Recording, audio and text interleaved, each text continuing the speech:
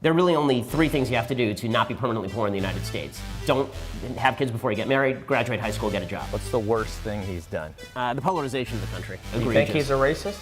I don't know that he is a racist on a personal level because I'm always hesitant. It's the worst thing you can call someone in American life, so I'm always hesitant to throw around that label. Is it great for the country to have 10 million people with fifth grade educations coming in, or is it better for the country to have 10 million people with college educations coming in? I always think of what Albert Einstein said. The thing about smart people is they seem crazy to stupid people.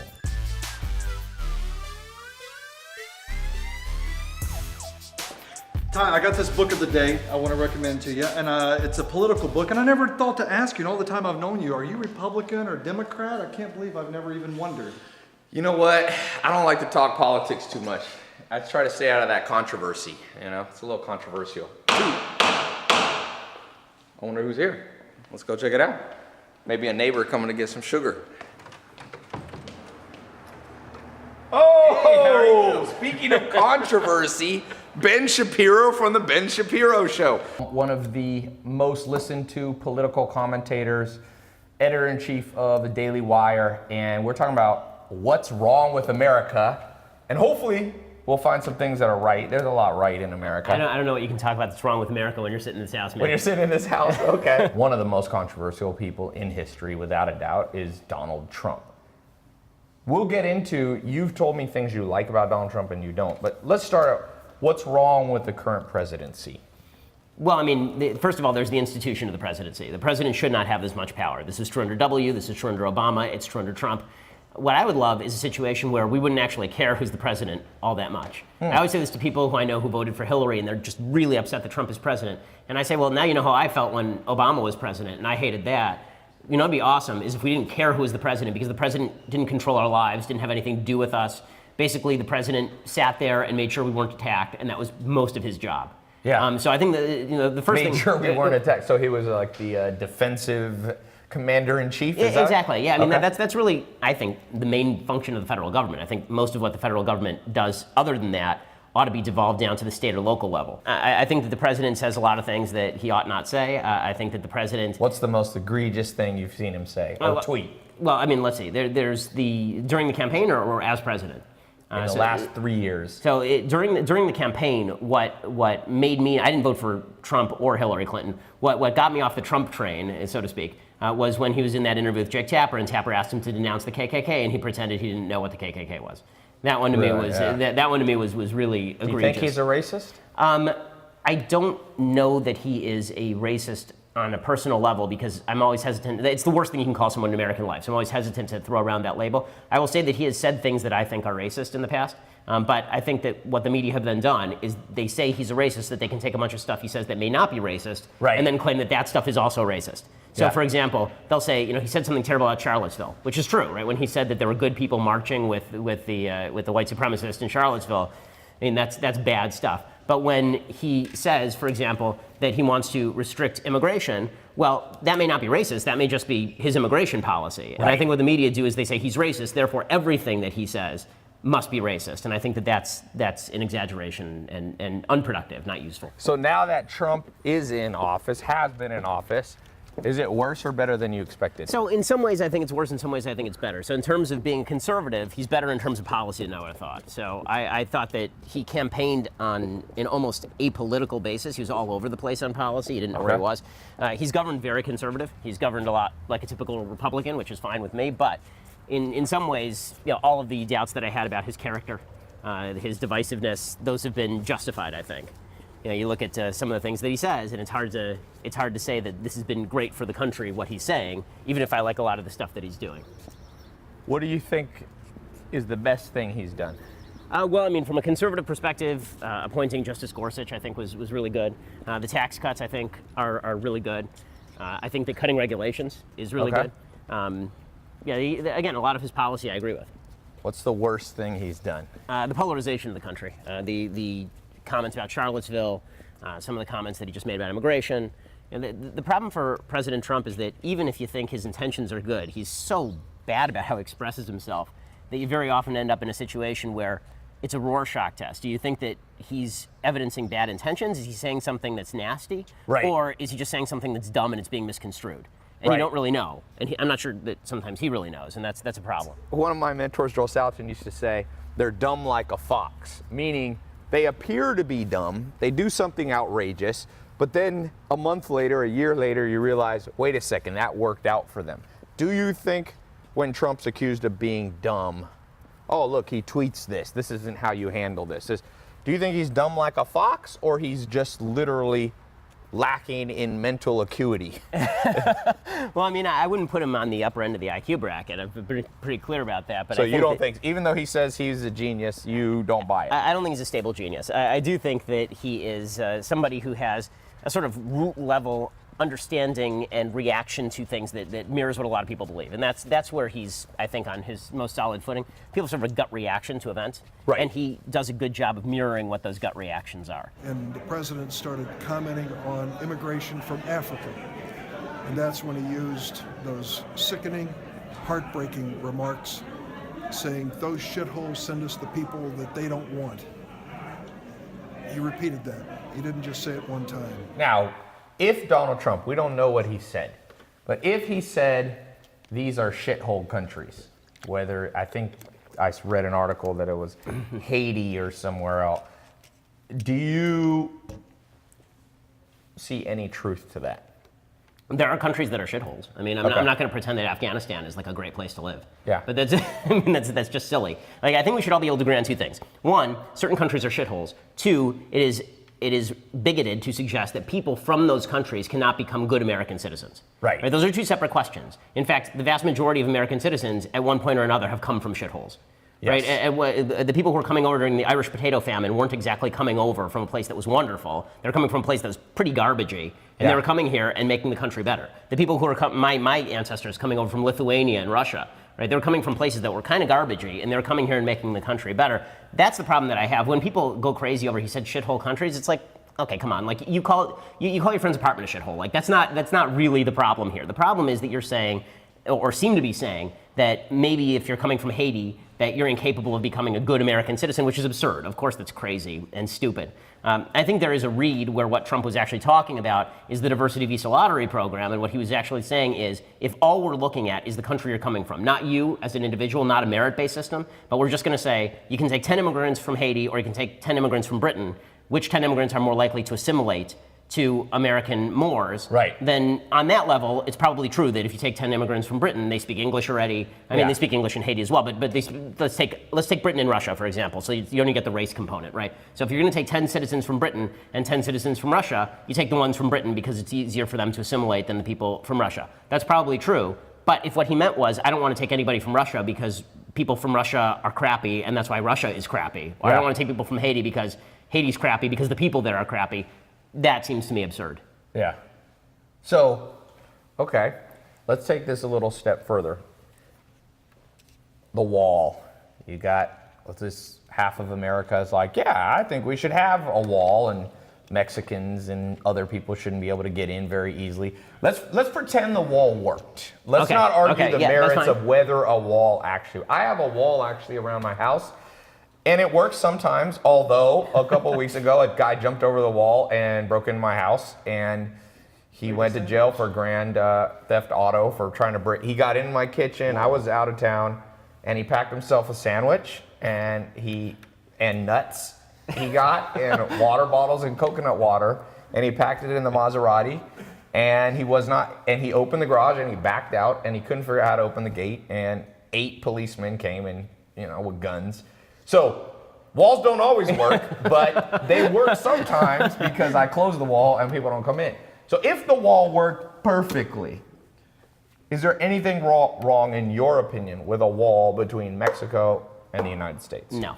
I mean, I think that a country has to decide who its citizens are going to be and people who don't get to come in. Now, on immigration, I'm actually libertarian, meaning if there were no welfare system, if there weren't a question of who were voting, if it were just a question of people coming here to work, I don't care if you come in to work, all power to you. I'm perfectly libertarian in terms of free flow of labor. So you're saying if we got rid of welfare, we didn't have to support people, you'd be like, come in and the best people stay, merit-based, Right, and if exactly. you can't make enough money, you go back to where you're from. I mean, that's how immigration worked at the beginning of the 20th century. The year that my great-grandfather got here in 1907, there were, I think, 1.2 million people who immigrated to the United States, mostly from Europe. And everybody integrated. It was fine. Right? It took a generation, Yeah. and that's because the quality of immigration is largely dependent on the quality of the system you are immigrating to. So if Yes. you're immigrating to a system where you are expected to work, right? There's not going to be a handout. There's not going to be a hand up. You're on your own. Yeah. The people who decide to leave a place where they have stuff to come to a place where they have nothing and they're offered nothing, that's Yeah. going to be a very interesting group of people. Yeah. And that's why the United States theoretically, really throughout history, has thrived because of immigrants. Because the people who are leaving their countries are not necessarily representative of those countries. They're Yes. people who are very often the best and the brightest, They're and most outliers, entrepreneurial, yeah. exactly. And they're coming here for that. So, if in my best of all possible worlds, I have a completely open border and no welfare system, and at least not a federal welfare system, and as far as voting goes, you earn citizenship, right? You earn your way in, basically, and that would be fine with me. But we have welfare, we have cultural differences. People come in, they may expect welfare, or they may expect that they're going to be taken care of by the government, or they may be bringing biases from the countries they come from, the culture that they live with, and that's going to change the nature of the country that you live in. And so that means that you, as a society, have to determine who's good for the country and who's bad for the country, right? Is it great for the country to have 10 million people with fifth grade educations coming in, or is it better for the country to have 10 million people with college educations Yeah. coming in? And so you have to make those decisions. And that's not a moral decision sometimes it is, right? You don't want criminals coming in. But a lot of the time that's an economic decision, right? These people who are going to take out of the system or people who are going to contribute to the system. Yeah, it seems, so much as I just go through life, my advice to myself at 19 would be like, most things are common sense.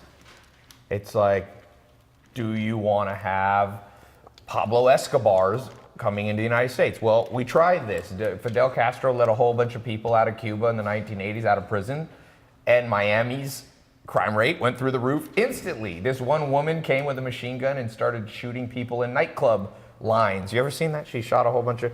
She was from a Cuban prison. So common sense, you let those kind of people, crime goes up. Common sense is... And I've always thought, we have technology. We can screen people. There's massive amount of data on how to do psychological tests that wouldn't be 100% accurate, but would be able to find good people from everywhere in the world and let them in. Because common sense to me, how do you build a company? And this is, I'll go out on a limb. This is my out on a limb political theory. Okay, we start buying people's passports and sending them to France. Because France doesn't like America. So basically we take all the non-productive people and we say, I'll give you 100 grand and a plane ticket to France. And then we find anybody anywhere in the world who's just good people. And we all kind of common sense know what good people are, right? And we pay them and buy them a house in the United States. Maybe not pay them and buy them a house, but we buy them a ticket here because that's how you build a good company. You know how Steve Jobs built a good company? He found a good programmer over at Google or at Microsoft, and he'd pay a headhunter to go poach them. He'd be like, pay that guy. Right now, they're poaching people, Google and Facebook, $1 million signing bonus. I'm like, why don't we take a book from business, which is kind of common sense. If you're dragging down America and you're going to cost America $1 million, be like, here's 100 G's cash, a sack, and an American airline, and we send them to all of our enemies. Whoever's your enemy, you flood them. That's what Fidel Castro did. So, I read an interesting book, and I want to switch a little bit over to race because we're talking about tribalism, and nothing's more tribal. So I'm somebody that's I did my 23andMe DNA test. I'm almost every ethnicity. I've decided I can make fun of everybody except Asians and Middle Eastern people. I'm 0% Asian, 0% Middle Eastern. I'm German, I'm Jewish, I'm 6% African. So I got all Native American. So I don't have to tread too lightly on this. Let's just be blunt about it. I think everybody who's sane agrees it has nothing to do with melanin in your skin. Black people, Latin people have more melanin because they came from parts of the world where if you basically get vitamin D poisoning if you didn't protect yourself. A lot of sun. But so I don't think there's anything on a DNA level really different between the ethnicities besides some minor aesthetic things. But are the cultures different in terms of so my last name's Lopez. Are Latins holding themselves back by how their general cultural and worldview is? Or I'm a 6% black. I'm not really that black, but are black people? Because if we look in the inner cities, my dad's from Harlem. okay? It's basically black people and Latin Americans for the most part. Is my group of people, are we sowing the own seeds of our own disaster? I mean, if there's a disproportionate number of people in a particular group who are not succeeding for any reason, one of the things that you obviously have to look at is the culture in which people are growing up. And that doesn't have to do, as you say, with race. It can have to do with location, right? There are places in Appalachia where there are a bunch of white people and they're really not succeeding. They're really doing poorly because there are cultural differences between Appalachia and other aspects of white America, right? You can do this in Los Angeles. Just drive to different areas with the same ethnicity and you'll see that people living in one area may differ from people in another area. The question really has to do with what are the cultural obstacles preventing your individual success. And I think there are cultural obstacles that differ based on less race than community. You mentioned having kids before you're married. Yeah, so that's an obvious one. So that's been growing in every ethnic group, right? So the fact is that in 1960, 20% of black kids in the United States were born out of wedlock. Today, it's over 70% of black kids are born out of wedlock. The single greatest intergenerational predictor of poverty is being born into single motherhood. That's not suggesting that you can't succeed if you have a single mom. I was born a single mom. Right, so I mean, you're an obvious example. But it is an obstacle that you have to overcome that you don't have to overcome if mom and dad got married. And that means that you can't do anything about how you were born, but you can do something about how your kid is born. Yeah. And that means that you should get married, presumably, before you have children. Again, that's not unique to the black community. You see in the white community, the single motherhood rate used to be 5%, now it's 40%. So it's rapidly increased. That is not, I think, good for children, I think, overall. And that's an obstacle that you have to overcome, right? I think that, but how do you fix it? This is hard. You know, this is one area where I actually don't think it is. Okay. Meaning that this is the idea that you just have to get married before you put that thing there without that thing on it. Yeah. Right? Like, just don't do that. Like, this is where it comes down to individual agency. Yeah. Right? Don't have unprotected sex if you're not going to get married to the person that you're having unprotected sex to. Like, I don't think this is too much to ask. Now, I understand. I hold myself to a certain moral standard. I'm an Orthodox Jew. I was a virgin until I was married, right? It's a standard that I think worked, obviously. I've been married for almost 10 years now. I have 2 kids under the age of 4, and we're doing great. But the idea that there's something preventing you, society is preventing you somehow from making this very personal decision. Unless you were raped and had a kid, right, which is a horrific situation, obviously, but if you were just having consensual sex with someone, got pregnant and had a baby, then I'm not sure how that's anybody else's fault except for the 2 people who are involved with that situation. And the only way to solve that is to have people make more responsible decisions. I mean, just as, whose fault is it if you don't save for your retirement? I mean, it's your fault if you don't save for your retirement, right? It's your money. What did you do with the money, right? So I think that the more we devolve agency to the individual, the more we say, listen, make good choices, you personally, right? Forget about culture, forget about what society says for you. Make decisions that are going to make your life better. The more people will do it, and the better they'll do. I think saying that these decisions are difficult actually does a disservice to people. I don't think it's a difficult decision to do that. Oh, I got to interrupt you. Wow. It's somebody's birthday. Wow. Here to interrupt this conversation about racism, Maya said. On a lighter note, well, thank Oh, you. You're hey, too let's old to Snapchat. fit on Wait, the- Maya, do that. Wow, I'm Back officially up too one old more for second. that. Yeah, I'm sorry. Here, Ben, can you look? Oh God. Hannah got this made, so just deliver it. Oops. It's gonna burn down. Oh, yeah, Ben, no look worries. this way. Ben Shapiro here on the show, and look, we're talking about politics and racism, and Maya is breaking it up with "It's your birthday." Wow. Oh, Okay. have Sam before Boom. it's on fire. Woo! Happy 21st birthday. Wow. There you go. We do want a piece. Everybody wants to stop and eat some. Happy birthday, dear Ben. Well, I'm not going to sing on the bad voice. I have to admit, this is not how I saw my birthday go. There you go.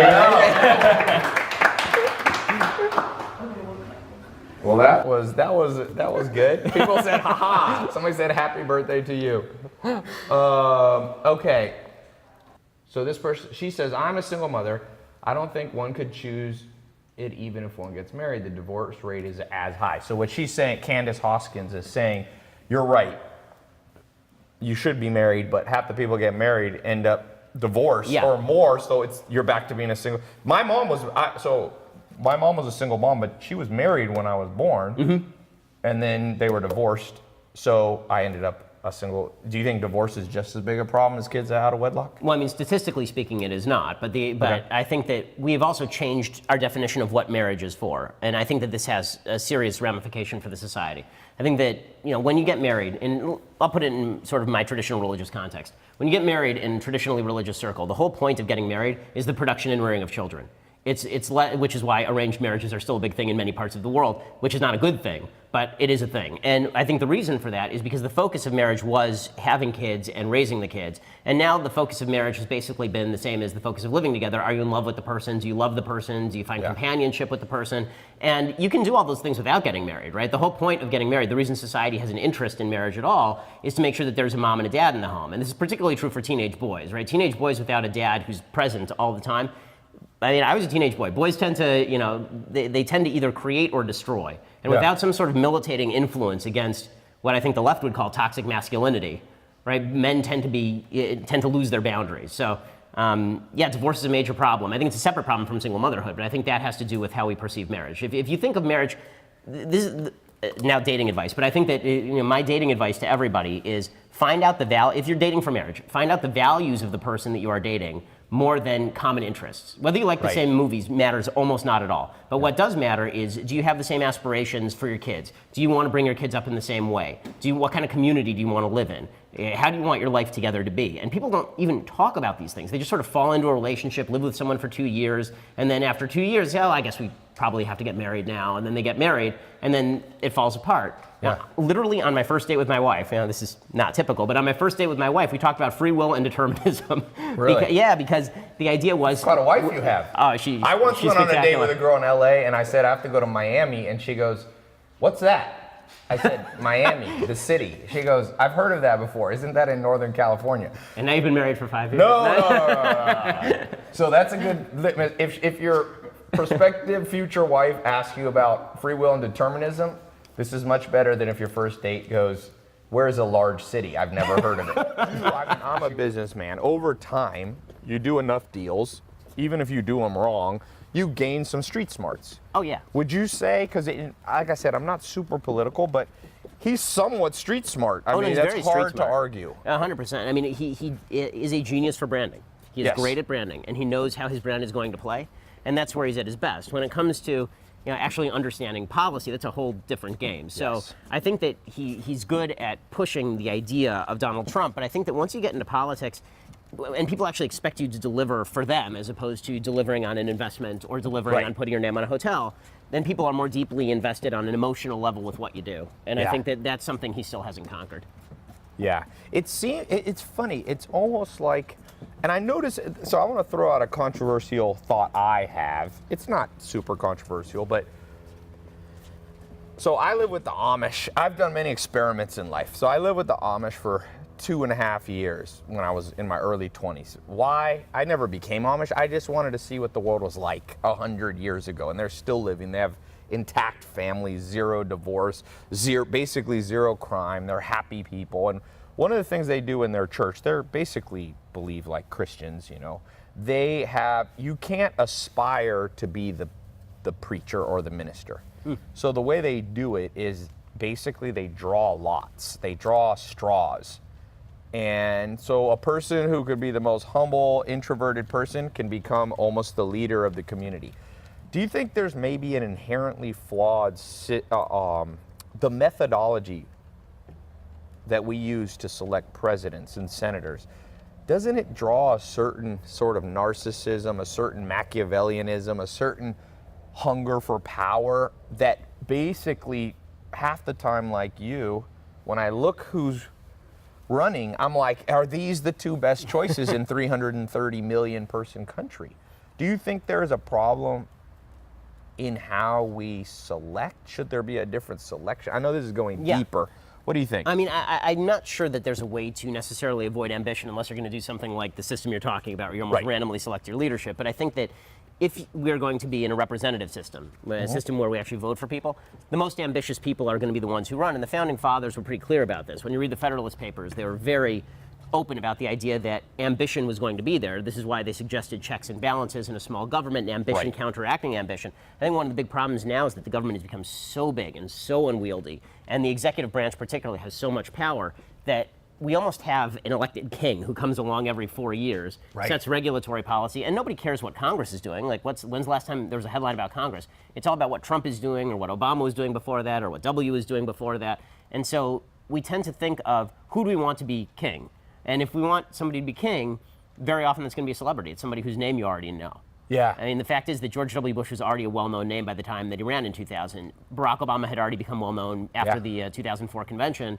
Obviously, Trump was incredibly well-known by the time that he ran. Ronald Reagan. It's been a very long time, actually, since we've had a president elected who was essentially a nobody until they sort of rose on the public scene.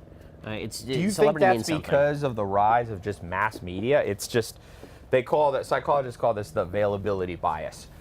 You're more likely to choose something that you've seen a lot. Yep. So maybe it's a new problem. The founding fathers didn't necessarily have to deal with that. Although I was reading a book about 1840s when you had, America was in the Mexican-American War, and it was war heroes then. Exactly. They were kind of the celebrities of the day. Yep. Do you think it'd be better if we had war heroes? I don't know. I mean, it depends on Versus who the the war Apprentice hero hero or something like that? is. Well, I mean, hopefully the reason there was so many war heroes is because we were in a lot of wars. So Right. I mean, So but maybe I think that's that the level of celebrity, you're right, was really connected to your performance in a war. And you're right, from basically from after Martin Van Buren all the way to Lincoln, you get a bunch of generals, and then after the Civil War, you also get a bunch of people who served in the military. Ulysses S. Grant, for example. Yeah. So celebrity's always been connected with it. The question is, when did it start to matter? Yeah. Because it was one thing to say, okay, we're going to elect the most well-known person for president when the federal government was tiny and didn't bother you. It's another thing when it's somebody who has no experience but is a celebrity, and now they're running the most powerful government in the history of mankind that has the capacity to take all of your wealth and regulate you out of existence. Now, should we elect the most qualified person, or should we elect the celebrity? And the founders, George Washington was a celebrity in his time. I mean, the idea that celebrity was absent from politics is not true, but it didn't have as much of an impact on us because the government just wasn't big enough for it to have that much of an impact on us. So here's an interesting question. Fred says, he thinks what's wrong with America, too many people with the 1950s mindset. Now, you could take that a lot of ways. I don't know Fred's background, but you could take that, talking about racism, you can take that 1950s, a little bit of a warmongering time. We're coming with Vietnam, Korea, transitioning to Vietnam. Do you think it's wise? Because I feel like we look back at the past and we become sentimental and nostalgic about those were the good old days. Is there a time in history, in the U.S., 1776 to today, that those were the good old days? No. I mean, No. I think that if you had to choose a time to be dropped into history, there's no question you choose to be dropped right now. Right? Well, politically, let's say politically. Let's say you could have penicillin and you could have antibiotics. What political time do you think was the healthiest was it George Washington? Where do you think it was? I think you'd have to take it along different lines because obviously you can't say George Washington or you're saying okay to slavery, right? And you can't say 1950s, you're saying okay to Jim Crow and women not in the workplace. So what you have to do, I think, and this is what we try to do in politics, is to try and take the best of the past and then merge it with the best of what's going on now. Yes. And so what you would say about the 1950s is, yes, the 1950s, no one wants the racism, no one wants the Jim Crow, nobody wants the sexism. But what we do want from the 1950s is the sense of national unity, the sense of national purpose, the economic growth curve, the idea that we all shared a common social fabric, or at least we should have. Right? It wasn't extended far enough. It should have been extended to minorities and women. But the idea that America had a moral goal in the world, and I think that's fallen away a little bit. I think that we've lost our purpose as a nation. And that's, I think, a dangerous thing. I think any nation that feels that it loses its purpose, you're in trouble. What was best politically? What would you take from the 17 or 1800s and apply to today? Well, small government I would take from the 17 or 1800s. I mean, when the federal government was originally launched, remember the Constitution was controversial. Right? This is why you have the Federalist Papers. The Articles of Confederacy were less controversial, and it almost created an anarchic system. I like the idea of having a federal government that does nearly nothing. I don't like the idea of people in Washington, D.C. having all this power. If I want to do something on a local level with my community, that's my job. But the idea that people 3,000 miles away who don't know anything about me, have never heard of me, don't know the names of my kids, those people are making those decisions, that I despise. I really hate that a lot. Yeah, my first mentor, Joel Salatin, he called himself a libertarian. I don't think he necessarily wanted to vote for the last libertarian candidate, but he basically said he thought it was simple. He said, look, and I had an economics professor who said the same thing. Anytime you have a complicated problem, shrink it down to a real life situation. So if you're trying to decide what restaurant you want to go eat at, does it make sense to call your friend who lives in Cambodia and knows nothing about Los Angeles? Or do you want to call somebody who lives in Los Angeles and be like, what's the best sushi restaurant? So he says, when it comes to curriculums of schools, can we really nationalize them? I mean, you could play devil's advocate and say, well, what you need to learn in Missouri, you need to learn here. So I want to play both sides of this. What are the things, because I'm kind of on your train that state, local makes sense. What are the things, though, that should be run by a national government? There has to be something. Military, you said. Yeah, the military. I mean, it's the most obvious. Right? What else? Nothing. I mean, nothing. I mean, pretty much nothing. I mean, I think that because I think that most of the problems that we're talking about are not solved by the federal government. They're solved by individuals. I mean, if you're talking about local education, for example, let's say that you have a state or a local. Oh, thank you. Let's say that you have a state or a local that is teaching stuff that you think is wrong. Mm-hmm. Well, you as a parent, it's your job then to presumably pick up your kids and move somewhere where it's better. It shouldn't be a top-down structure. It should be, I don't like it here, I'm moving. Or my friends and I are forming our own school, right? The idea is that, the real truth is that educational failures, statistically speaking, tend less to be about the educational system than they tend to be about the presence of parents in the home, how much focus the family is putting on education, which is why you see certain immigrant groups really outperforming based on how these immigrant groups treat education. So Korean populations coming to the United States spend an awful lot of time focusing on education. The Jewish population, when it first came to the United States, it's really fascinating when you look at the IQ studies. When European Jews first came to the United States, they scored significantly lower on IQ tests than the rest of the general population, and within a generation they were scoring a standard deviation higher, which shows, number one, malleability of IQ, but second of all, it's because European Jews actually cared a lot about learning and education and growth that way. The point is that the decisions that you make on a daily basis are the ones that are going to change your life. And looking to the federal government to fix your problems is not only rarely a solution, it's usually more of a problem. They're taking power from you, supposedly to help you. You're better off, in my view, keeping that power to yourself if you can get it. Localism, I think, is more of a solution than the national government stepping in. Look, there are federal rights that have to be protected. So, for example, the 14th Amendment to the Constitution suggests that due process of law and equal protection of the laws is something that has to be protected by the federal government. So if a state decides we're just not going to let black people vote, right, then the federal government has to come in and stop that, obviously, under the Constitution. But those roles are incredibly limited, and I think that the stuff the federal government does now, I mean, they're regulating how much water goes through your toilet. I mean, it's crazy. I talk a lot about what's wrong with the education system. And one of the things that I think is wrong with the education system, I'm interested in cryptocurrencies, but also the blockchain, which is really a tool to decentralize things.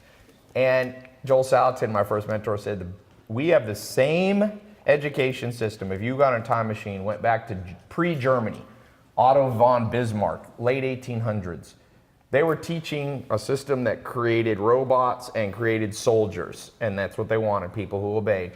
Everything else has gotten better. You don't travel by steam engine anymore.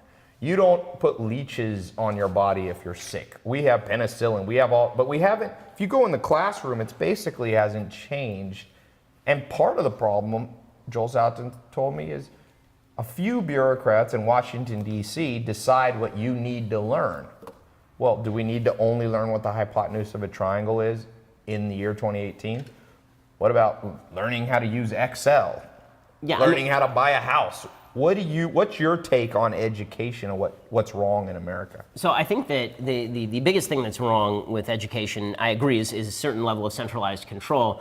I skipped a couple of grades when I was growing up because the system couldn't handle me being in a particular grade, so I had to end around the system. And it was only because I had a principal who didn't care about ending around the system I was able to do that. I was in public school when I was in third grade, and she said, you're beyond this, skip third grade. But we had to game the system basically in order to do that. I think that there's no reason why education has to be done the way that it's done. I mean, everything is so decentralized now. We should be able to personalize educational programs to nearly every kid. Now, you don't necessarily have to do it when the kid's 5.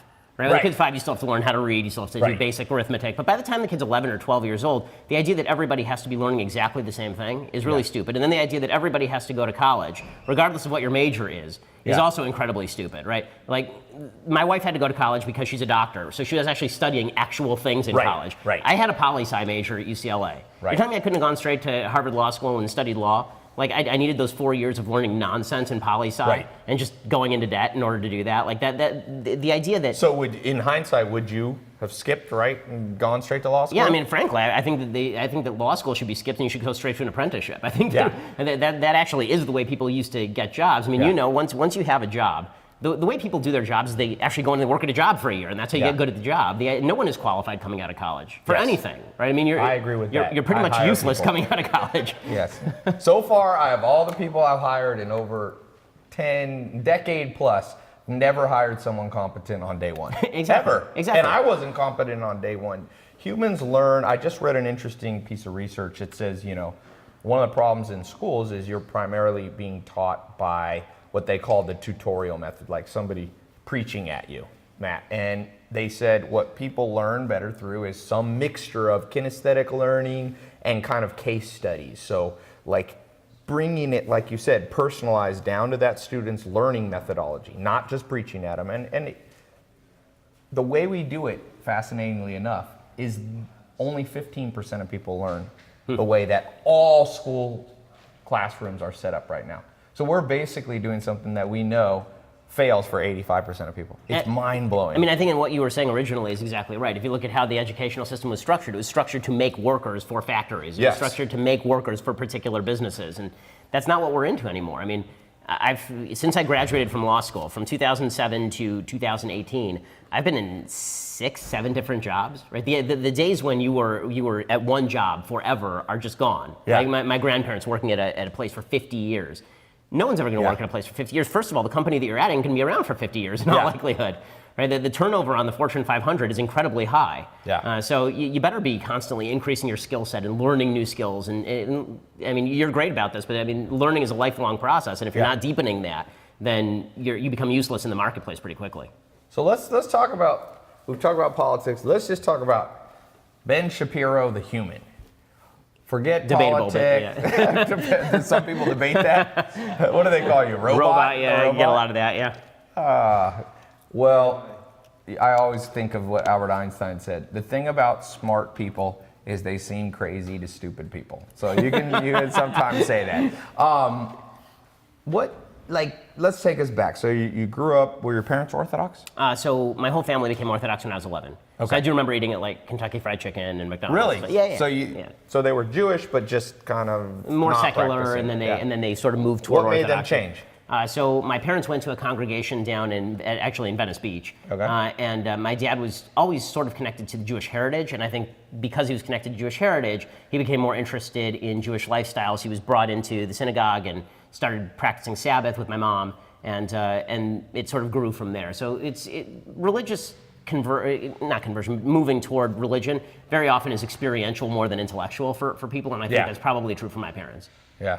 So now you've grown up, went to school, did kind of the college thing. Now you're an entrepreneur.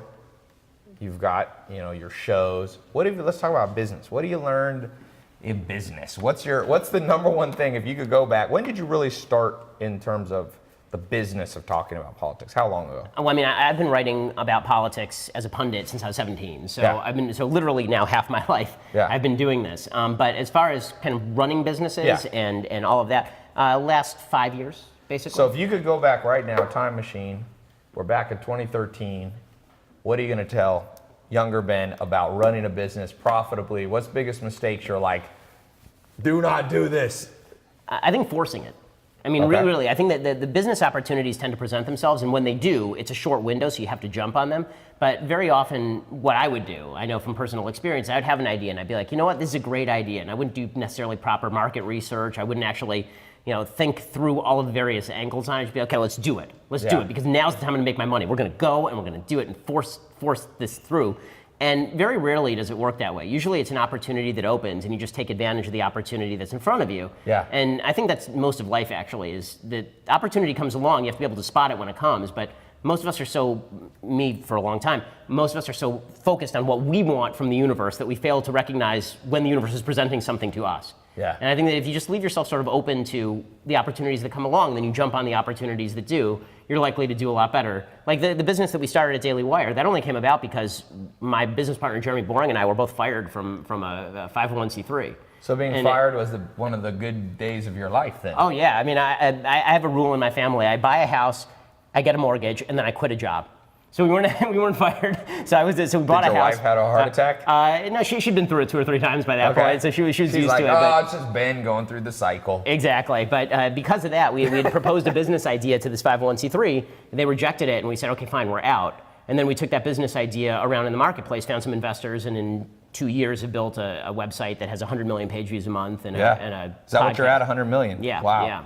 Congratulations. And that, I would say, we spoke on the bad of America, but that's the best of America, because I've traveled around the world, and no place that I've been is as entrepreneurial in terms of people I meet that just go, okay, I failed here, pick myself up, and start again. Like other countries, like in Europe, for example, bankruptcy is like it's like a scarlet letter. If you at one point in America, it's almost a badge of honor to be able to say, I'm bankrupt, and that's some of the good things about America. Don't you wish that's what I wish.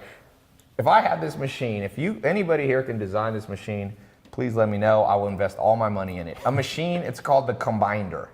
And it combines the greatest. So let's say you want to marry somebody. You remember being on a date with Susie, Jennifer, and Holly. You take the best out of all 3 of them. This one had the best personality. This one you liked how they looked. This one was the nicest. And you merge them into one human. We also need that for countries. Because as traveling around the world, I love America. I was born here and I feel patriotic. But once in a while I go to certain countries and I was like, I wish we had that in America. So it's like, I'm hoping that even though I think mass media in some ways is the death of the world, it also has this light in that we now learn what they're doing in Scotland and in Manchuria or whatever, I mean, there is that kind of thing. What would you combine from outside of the United States? What's another country that you go, yes, we need some of that here? Well, I mean, just because I'm not as familiar with a lot of the countries as you are, I would say the Israeli educational system is quite good. Okay. One of the things they do is they track people once you hit 18. Okay. So once you hit 16 or 17, they say, what do you want to do? And if you're in an engineering track, they put you in an engineering track. You're not going and studying general theory at college. Right. You're already moving along those lines. And I think that is a really good thing. Yeah. I think that there's a certain sense of citizenry that exists in certain countries. I feel like, again, I'll use Israel as an example. There's a sense of citizenry in the country that people feel like they owe something to the country that I think is not a bad thing. And that's because Israel's constantly under danger, and the United States is not under fire ever. So we sort of feel like, okay, we live here, this is where we are, but what do we owe to the country? That's not really in evidence here, I think, quite as much. Listen, I think that America is, by most measures, the best thing going. I think look, there's certain aspects of how government is done in other places that, like, for example, I'm not a big fan of the jury system. I think I think the European criminal justice system, where you actually have a judge who's a professional judge who sits there, and it's not necessarily a system where you have a prosecutor and a defense lawyer. It's actually just the court trying to get to the truth. I'm not sure that's a worse system than our jury system, for example. But I mean, overall, we're the most powerful country in the history of the planet for a lot of very good reasons, I think. Yeah. Last question, because I know you got to go to your birthday party. And I might have your mortal enemy on after you're gone. Knowles is here? We'll see. I might have a surprise besides my the goodness. birthday party. Besides the birthday cake. North Korea. We're going to end on a light note. I like to end on a very light note. Let's talk about North Korea and nuclear and the annihilation. devastation of planet Earth. Do you think there's a chance? First of all, is Trump handling it correctly?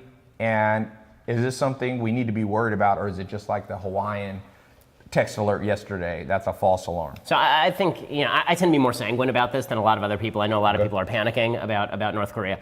First of all, I don't think that the leadership in North Korea is thinking, oh, Trump tweeted something, I'm going to nuke LA. If I thought that, I'd sold my house a while ago and moved in country, right? Moved into Iowa, away from the coast. But the idea that, look, the Kim family wants to maintain power. That's pretty much what they want out of life, this we know. And they also know that the minute they fire a nuke at anybody, we are going to wipe out their entire country. I mean, they will not only lose their power base, the entire country will basically be a sea of glass. It'll be over for them. So the real danger, I think, is not that. The real danger is their capacity to maintain power over the long haul and keep their gulag going. That's a danger to their own people. As far as them posing a serious danger to outside countries, only if the regime thinks it's going to fall, maybe they fire into Seoul. But as far as a direct threat to the United States mainland, I'm less worried about that. Because again, they know that's the death certificate for them. I mean, the minute that they fire So you anything think he's goes. logical? Obviously, he's somewhat crazy, Kim Jong Un. But you think he's logical enough to be able to go at an animal level? Me press this button, me die. Yeah, like that's that right. Yeah, I think that's kind right. of thing? Okay. He's I mean, he's crazy, but I don't think that he's. I think that part of his strategy is to appear crazy. Frankly, every time he appears crazy, we give him something.